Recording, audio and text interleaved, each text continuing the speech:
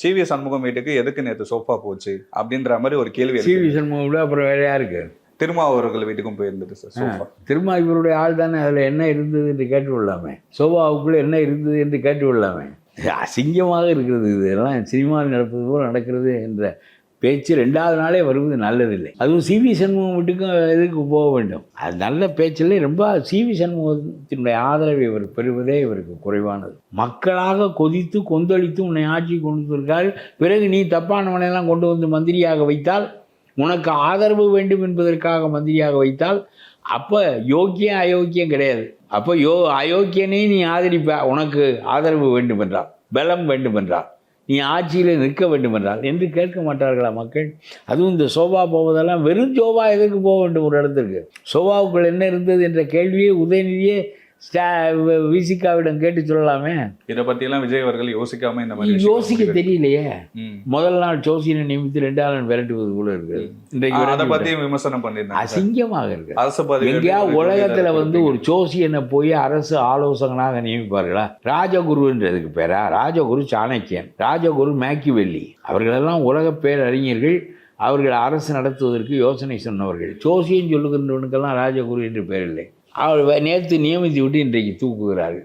இந்த அசிங்கத்தை எல்லாம் ஒரு நாளில் செய்தால் ஒரு தீர்மானமாக முடிவெடுக்க தெரியாத முதலமைச்சர் என்று உங்களை பற்றி கருத்து ஏற்படும். இப்போ உதயநிதி அவர்கள் இன்னைக்கு வெளிநடப்பு செஞ்சுட்டாங்க சார். இந்த நம்பிக்கை பெறும் வாக்கெடுப்புல அவர்கள் எதிர்கட்சி தானே, அவர்கள் வாக்களிக்க மாட்டார்கள். அதனால் வாக்களித்து பிறகு எதிர்த்து அளித்தாலும் தோற்கும் என்கின்ற நிலையில் நான் வெளியேறி விடுவோம் என்று வெளியேறி. அப்போ சில விஷயங்கள் சொன்னாரு சார். மக்கள் உங்களை ரொம்ப நம்பி ஓட்டு செலுத்தி இருக்காங்க. இவர் பேசுவதற்கு யோக்கியதை இல்லை. ரொம்ப தப்பாக நாடாண்டவர்கள், துபாயிலே போய் பணத்தை வைத்தவர்கள், ரொம்ப இவர்களை தோற்கடிப்பது தான் அவருடைய 1.5 கோடி. 40 அடி ரோட்டுக்கு 30 அடி ரோடு போட்டவர்கள். ஒருத்தன் 1 இன்ச்சு ஜல்லியை குறைச்சலா போட்டு காசடித்ததை நான் பார்த்துருக்கிறேன். 100 கிலோமீட்டர் தூரத்துக்கு 10 அடி சாலையே திருடியவனை நான் பார்த்ததில்லை. அதான் உங்களுடைய அரசு. நீங்கள் பேசுவதற்கு யோக்கியதே இல்லை. இருங்கள், பேசுங்கள். அவ்வளவு இல்லை. 2021 நாங்க ஆட்சிக்கு வந்தபோது கொரோனா டைம்ல நாங்க அவ்வளோ விஷயங்கள் கொரோனாவை எடப்பாடியில சந்தித்து முடித்தார். அவருடைய ஆட்சியில 3 ஆண்டு கொரோனா இருக்கும்போது நாங்க ஆட்சிக்கு வந்தோம். மக்களுக்கு 4000 ரூபாய் கொடுத்தோம். இந்த மகளிர் உரிமை தொகை 1000 ரூபாய்லாம் சீக்கிரம் கொடுங்க மக்களுக்கு. 1.5 கோடி மக்கள் வெயிட் பண்ணிட்டு இருக்காங்க. இன்னும் டைம் கேட்டு டிலே பண்ணாதீங்க. இவர் ஆளுவது அவன் பொறுப்பு. சொல்லுவதற்கு உனக்கு யோக்கியதை கிடையாது. நீ பெரிய கொள்ளையடிப்பதற்கென்றே ஒரு கொள்ளை கூட்டம். நீங்கள் நல்ல கொள்கைகளை வரித்து கொண்டு மோசமாக ஒரு கொள்ளை கூட்டமாக உருவானவர்கள் நீங்கள்.